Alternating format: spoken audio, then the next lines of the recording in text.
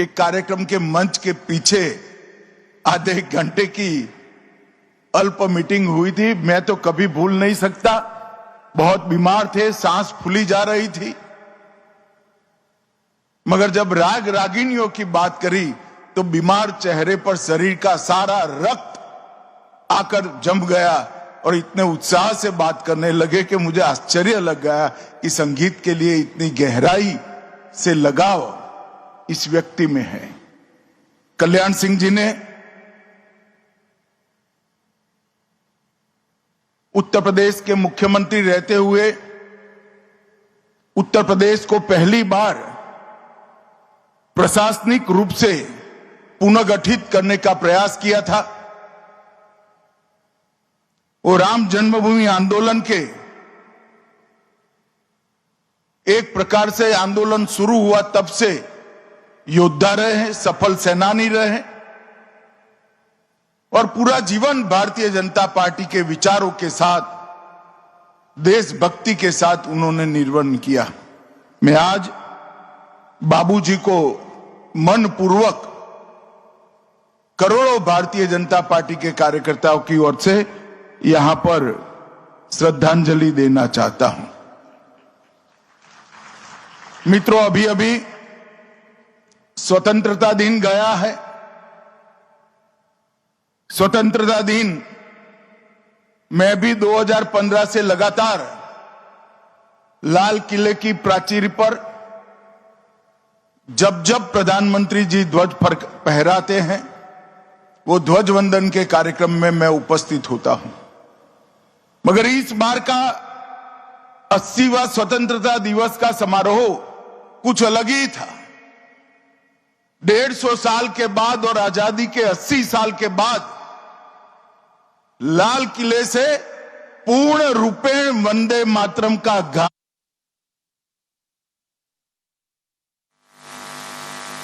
जिसने हमारे आजादी के आंदोलन में न केवल गति भरी, एक लक्ष्य दे दिया कि आजाद भारत कैसा होगा। एक ही गान से, एक ही पुस्तक की रचना कर कर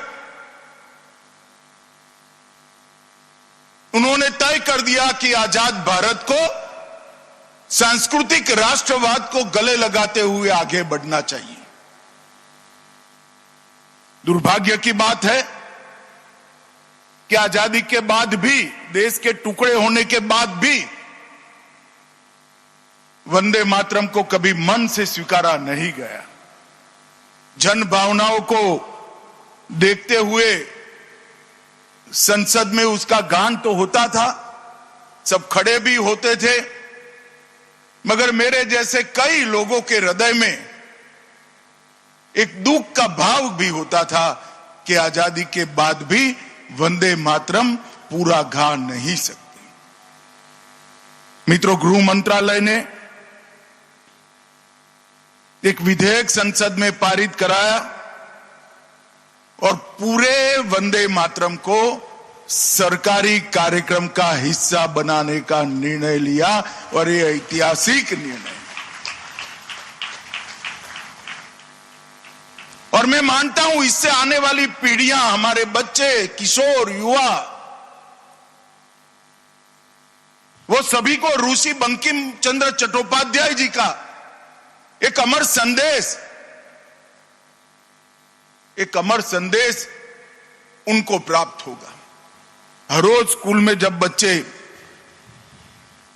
पूरा वंदे मातरम गाते हैं,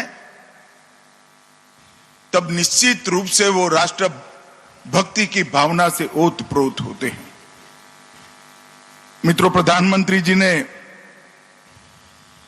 देश को शक्ति देने वाली सप्त धाराओं का भी ऐलान किया है। मैन्युफैक्चरिंग पावर, रक्षा शक्ति, कृषि और फूड प्रोसेसिंग, ग्रीन और ब्लू इकोनॉमी, टेक्नोलॉजी और इनोवेशन, भारत का सॉफ्ट पावर और इंफ्रास्ट्रक्चर के लिए भारत की गति शक्ति।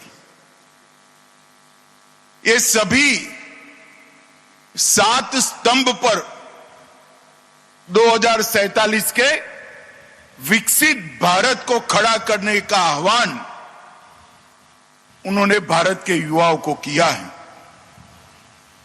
और इसके साथ साथ 100 गीगावाट न्यूक्लियर पावर और 8 नए सेमीकंडक्टर के यूनिट्स ये 3 ही साल में पूर्ण करने का संकल्प उन्होंने किया है। हम सब मानते हैं कि 7 पिल्लर पर जब आजादी के शताब्दी मनाई जाएगी तब हमारा भारत पूरे विश्व में हर क्षेत्र में सर्वप्रथम होगा। मित्रों, अभी अभी शुभेंदु जी ने एक बात कही कि पहली बार एसएसबी के कार्यक्रम में बंगाल के सीएम को आने का सौभाग्य मिला है। मुझे भी बड़ा आनंद है शुभेंदु जी, मगर मैं इसको थोड़ा सुधार करना चाहता हूं। हम तो पुराने सीएम साहिबा को भी बुलाते थे, वो एसएसबी के कार्यक्रम में आना नहीं चाहती थी। हमने तो आपको बुलाया, आप आ गए, आपका स्वागत है। एसएसबी हो, बीएसएफ हो, वो कोई पॉलिटिकल पार्टी या कोई एक सरकार की एजेंसी नहीं है। ये अहर्निश तपस्या और परिश्रम कर कर देश की सीमाओं की सुरक्षा करने वाला बल है।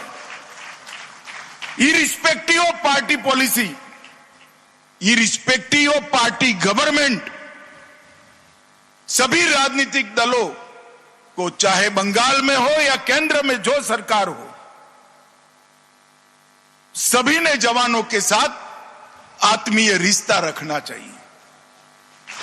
और मैं शुभेंदु जी की बुरी प्रशंसा करना चाहता हूं कि जब से वो आए हैं, हमें सीमा सुरक्षा के लिए जो भी सहयोग चाहिए था गृह मंत्रालय को, हम सिर्फ फोन करते हैं, पत्र तो बाद में जाता है, पहले परमिशन मिल जाती है। सरकार के गठन के 45 दिन के भीतर ही 1129 एकड़ भूमि जो हम 2014 से मांगते थे, हमें मिलती नहीं थी, बीएसएफ और एसएसबी के लिए 1129 एकड़ भूमि शुभेंदु जी ने दे दिया।